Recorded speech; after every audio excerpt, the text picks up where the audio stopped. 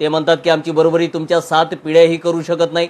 अरे थोडेसे डोक्यात मेंदू असल्यासारखं बोलत चला रे. फक्त 75 वर्ष झाली संविधान लागू होऊन आणि या 75 वर्षात आमची फक्त एक पिढी झाली.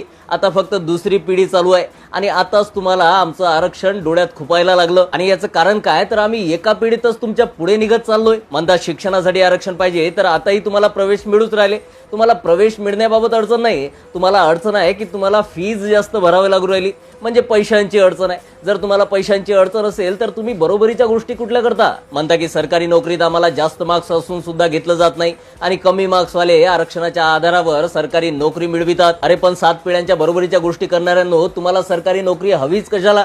तुम्ही तर सर्वात वरते आहे, तुमची तर बरोबरी कोणीच करू शकत नाही.